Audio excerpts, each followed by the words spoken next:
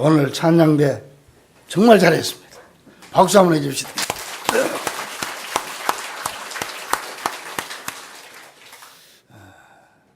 이 찬양을 이렇게 매주 잘하지만은 오늘도 특별히 더 잘하신 것 같아요. 감사합니다.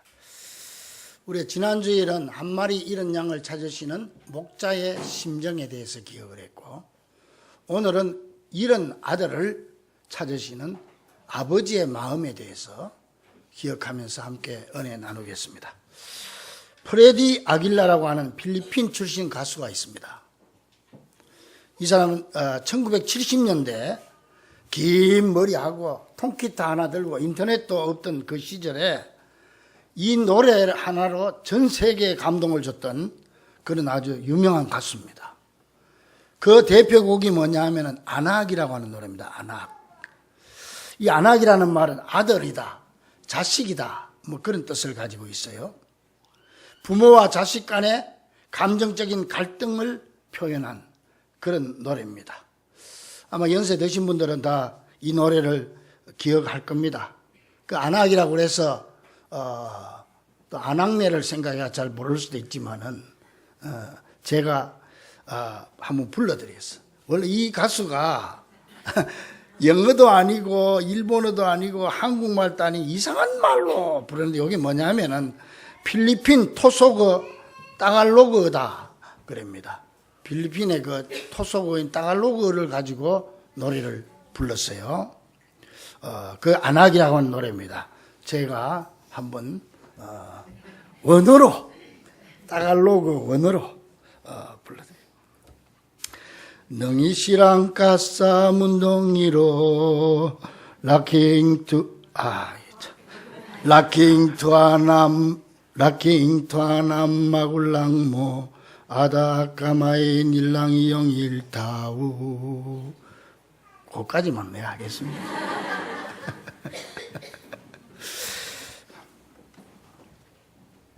이 노래를 우리나라 그 시각장애인 가수 이용복 씨가 아들아라는 제목으로 번역을 해가지고 노래 불러서 히트하기도 했지요. 제가 왜 이 노래를 부르느냐 하면 이 노래 가사가 참 의미가 있어요. 제가 대강 정리해 보니까 이럽니다. 사랑하는 나의 아들아, 내가 태어나던 그날 밤 우린 너무 기뻐서 어쩔 줄 몰랐지. 사랑스러운 나의 아들아, 천사 같은 너의 모습을 우린 언제나 보고 있었지. 밤새 엄마는 너에게 우유를 따뜻이 데워주셨지. 낮엔 언제나 아빠가 너 곁을 감싸며 지켜주었지. 너는 크면서 언제나 말했지. 이제는 자유를 달라고. 진정한 의미도 모르면서 졸라되었지. 사랑하는 나의 아들아, 변해가는 너의 모습에 우린 얼마나 가슴 아파했지. 엄마 아빠의 사랑을 버리고 너는 그만 떠나버렸지. 엄마 아빠의 마음에 아픔을 남기고 떠나버렸지. 지금 내가 가는 그 길은 거칠고 험한 길이지. 엄마는 언제나 울고만 계신단다. 너도 이제는 후회의 눈물이 두 눈에 고여 있겠지. 우리가 너의 외로움을 덮어주련다. 네가 가야 하는 곳이 어디든지 우리는 항상 문을 열고 너를 기다리고 있단다. 이 프레디 아길라라고 하는 사람이 어릴 때 집을 나갔어요. 자유를 달라고 집을 나가가지고 이제 성인이 되어서 가수가 돼가지고 부모님께 돌아와서 통곡하면서 사죄했고, 그 반성의 마음으로 이 노래를 만들어서 사랑하는 부모님께 바친 자서전적인 노래로 부모와 자식 간의 감정적인 갈등을 표현한 이 노래, 이것이 27개국의 언어로 번역이 돼서 세계인의 눈물과 감동을 자아냈습니다. 저는 이 노래 말을 보면서 우리들이 세상에 태어났을 때는 모두가 부모님의 기쁨이었지만 차츰 자라면서 서서히 부모님의 마음을 아프게 하고 나중에는 부모님의 눈에 눈물을 흘리게 한다는 이 가사가 정말 가슴에 와 닿았습니다. 그런데 이 노래 말과 비슷한 얘기가 오늘 본문에도 나와 있는데 우리는 이 얘기를 보통 탕자 이야기다 아니면 돌아온 탕자다 그렇게 얘기하지만 사실은 탕자 이야기가 아니고 아버지의 이야기로 오늘 본문을 아들의 관점이 아닌 아버지의 관점에서 보면 집 나간 아들을 향한 아버지의 그 간절한 마음을 깊이 느낄 수 있는 내용입니다. 이 내용은 우리가 잘 아는 내용이죠. 한 가정에 두 아들이 있었습니다. 그런데 어느 날 이 둘째 아들이 아버지께 앞으로 자신이 받을 유산을 미리 달라고 합니다.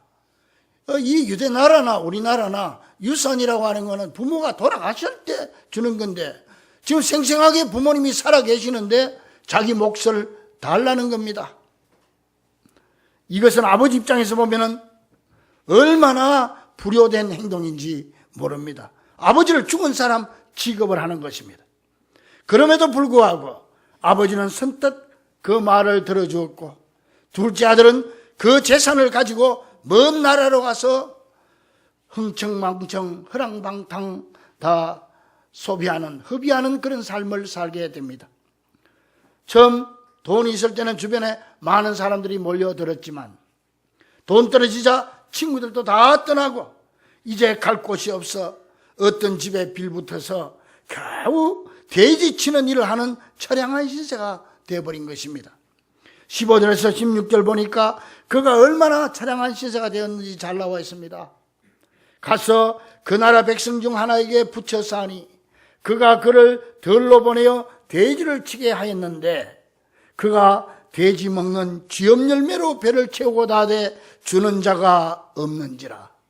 쥐염 열매라고 하는 것은 우리나라에는 없지만은 큰 나무인데 거기에 열매가 그 조그마한 콩 같은 열매가 맺히는 그걸 이제 따가지고 짐승들의 사료로 주는. 그러니까 너무 배가 고파서 돼지 사료라도 먹으려고 했지만은 그것조차 먹을 수 없었다는 것입니다. 그제야 그 아들은 아버지를 기억합니다. 지엄 열매를 한 줌 쥐고 입에 넣으면서 그는 고향에 계신 아버지를 생각합니다. 아버지 집에는 음식이 풍부하고 마음껏 먹는 품꾼들이 얼마나 많은데 내가 여기서 이대로 굶어 죽게 생겼구나. 17절에 보니까 이에 스스로 돌이켜 이르되 내 아버지에게는 양식이 풍족한 품꾼이 얼마나 많은가. 나는 여기서 줄여 죽는구나. 안 되겠다. 내가 아버지한테 가야 되겠다. 여기서 굶어 죽느니 아버지한테 가서 나를 아들 취급하지 말고 종으로라도 써달라고 얘기해야 되겠다.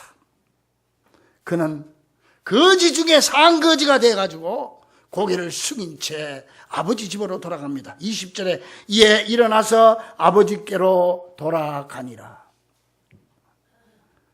그런데 이런 버릇없고 못난 아들이지만 거지꼴로 돌아오는 그 아들을 본 아버지가 20절에 보니까 아직도 거리가 먼데 아버지가 그를 보고 척은히 여겨 달려가 목을 안고 입을 맞추니 그랬습니다.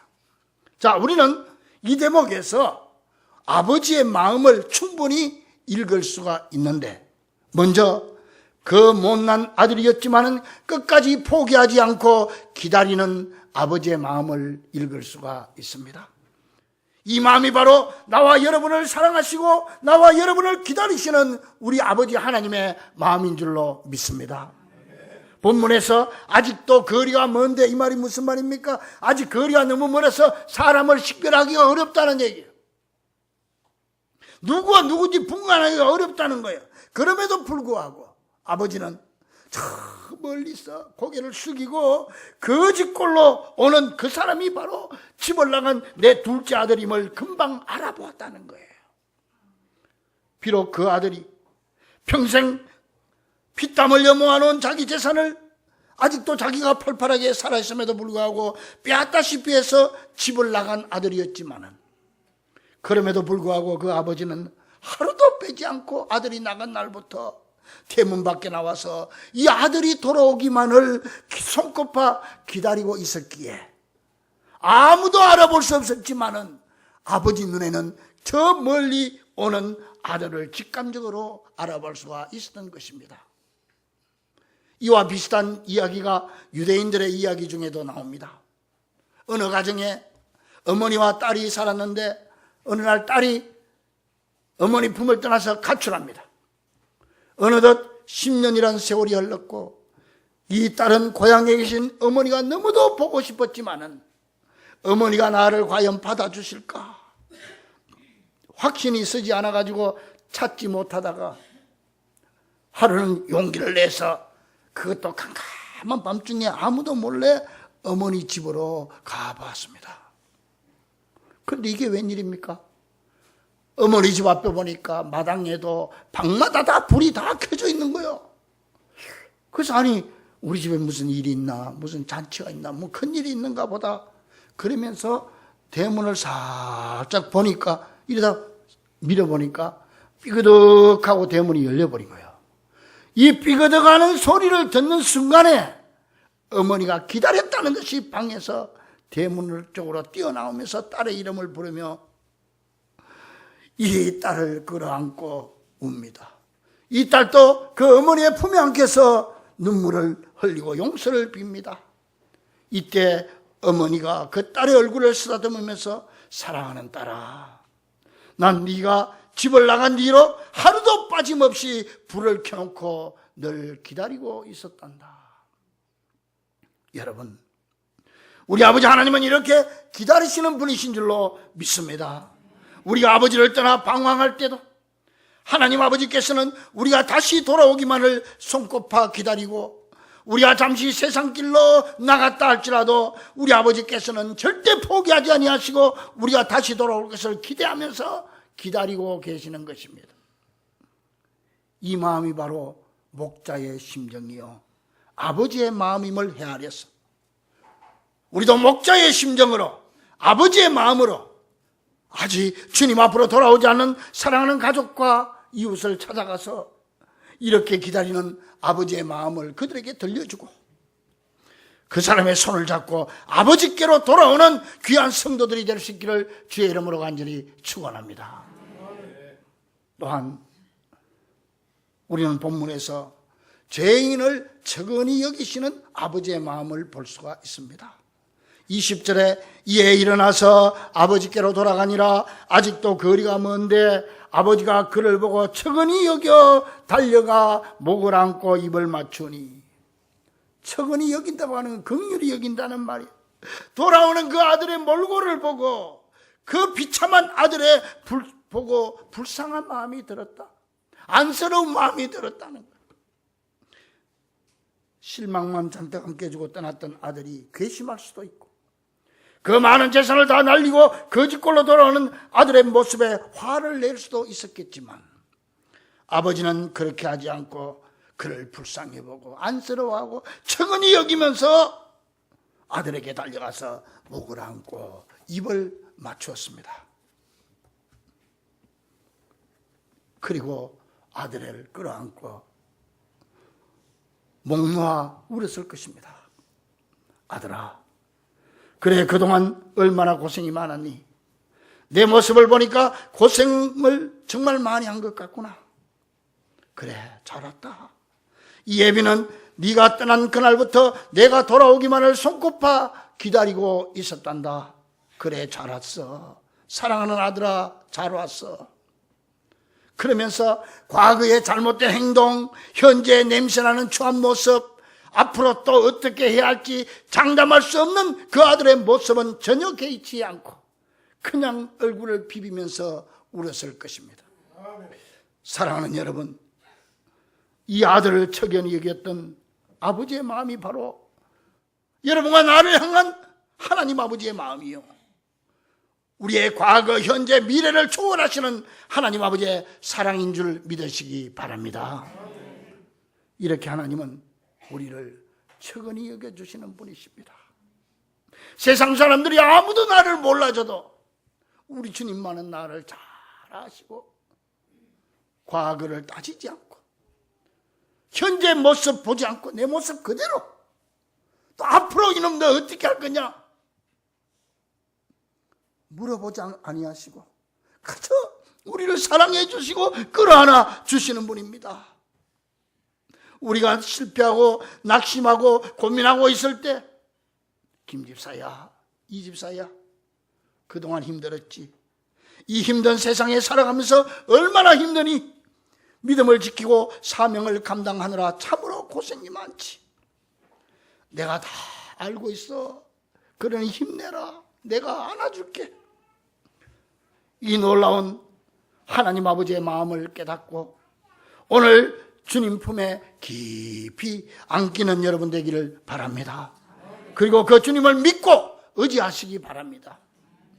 나아가서 우리도 그 아버지의 마음을 가지고 아직도 주님 품으로 돌아오지 않은 내 가족과 이웃들을 아버지 집으로 인도하는 귀한 성도들이 되기를 주의 이름으로 간절히 축원합니다. 그러면서 아버지의 마음은 다 용서하는 마음입니다. 다 용서, 따지진 않아요. 또 뭐 앞으로 너 이놈 어떻게 할 거야 뭐 다짐을 받지도 않습니다. 22절에 보니까 그저 아버지는 종들에게 이르되 제일 좋은 옷을 내어다가 입히고 손에 가락지를 끼우고 발에 신을 신기라. 여기서 제일 좋은 옷을 입히라고 하는 말은 가장 귀한 손님에게 주는 예복이 있어요. 이 유대 나라는 잔치집 할 때도 꼭 예복을 입고 해야 되기 때문에 집에서 가장 귀한 자들에게 주는 예복이 있어. 이걸 입혀라. 무슨 말이야? 너는 가장 귀한 내 아들이야. 그리고 가락지를 끼웠다고 하는 건 아들의 권위를 인정해 준다. 그리고 신을 신겼다고 하는 것은 이 아들이 오면서 아버지 나를 앞으로 아들로 생각하지 말고 종으로 여겨달라고 했는데 아니야. 너는 누가 뭐래도 내 아들이야. 그래서 그 당시는요 종들은 신발을 안 신었어요. 못 신었어요. 자유인만 신발을 신었어요. 그러니까 신발을 신겠다고 너는 자유인이야. 너는 종이 아니야. 이는 한마디로 아버지가 아들을 용서해 주었고 아들로서의 지위를 회복시켜 주셨다는 의미입니다. 그런데요, 중요한 사실은 아들이 용서를 빌기 전에 아버지는 이미 다 용서했으니 돌아오기만 해다오라고 용서해 놓고 기다렸다는 거예요. 사고를 받고 용서한 게 아니고 이미 용서해 놓고 기다린 거예요. 돌아와 돌아와 마음이 고난이요 길이 차 어둡고 매우 험악하니 집을 나간 자여 어서와 돌아와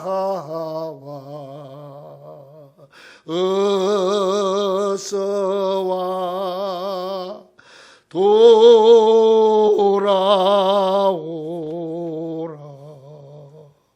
돌아오느라. 돌아오는 것 그걸로 나는 만족한다. 네가 과거에 어떤 잘못을 했든지 어떤 죄를 지었든지 나는 상관하지 않는다. 회개하고 돌아오기만 하면 나는 다 이미 용서했노라. 사랑하는 여러분, 이 아버지의 마음이 바로 나를 향한 우리 하나님 아버지의 마음인 것입니다. 이것이 바로 하나님의 사랑은 우리 인간들의 불의함보다 더 크다는 말입니다. 우리 아무리 죄를 지어도 하나님의 사랑을 넘지는 못해. 하나님의 사랑이 훨씬 커요. 그런 하나님의 사랑은 이 세상 모든 인간들의 모든 죄를 덮을 수 있는 그런 크고 넓은 사랑입니다. 이 끝없는 용서와 사랑의 마음, 이미 용서해 놓고 기다리는 그 마음이 바로 나를 사랑하시는 하나님 아버지의 마음인 줄 믿으시기 바랍니다. 사랑하는 성도들이여, 우리 아버지 하나님은 이렇게 한 영혼이 돌아오는 것을 너무너무 기뻐하십니다. 아무것도 따지지 않습니다. 과거도 현재도 불확실한 미래도 따지지 않습니다. 그저 이 아들이 아버지 집으로 돌아왔을 때 살찐 송아지를 잡고 잔치를 베푼 것처럼 하나님 아버지께서는 아직 돌아오지 않는 한 영혼이 집으로 돌아오면 하늘나라에서 큰 잔치를 베푸는 줄 믿으시고 이제 우리도 아버지의 마음으로 한 영혼을 아버지 집으로 인도할 수 있기를 간절히 바랍니다. 그 소리 찬송하지 않습니까? 어서 돌아오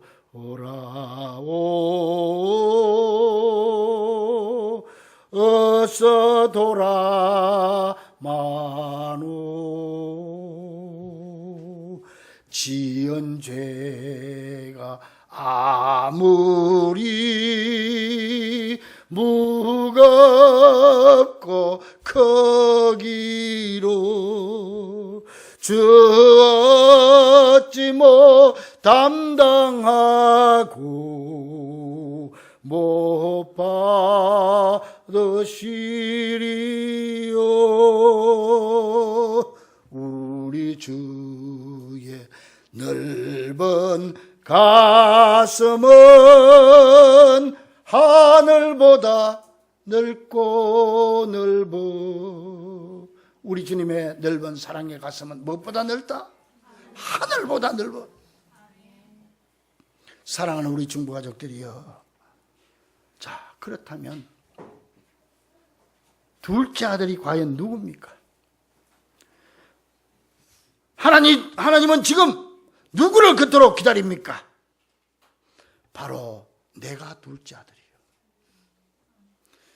내가 기도하는 그 영혼이 하나님이 기다리는 그 아들임을 기억하고 이제 우리 모두 목자의 심정과 아버지의 마음으로 돌아가서 이 9월과 금년이 다 가기 전에 내가 먼저 아버지 품에 안기고 아버지의 마음으로 한 영혼이라도 주님 앞으로 데려오므로 우리 교회가 그런 송아지를 잡고 잔치를 베푸는 잔치자리가 될 수 있기를 우리 주 예수 그리스도 이름으로 간절히 축원합니다.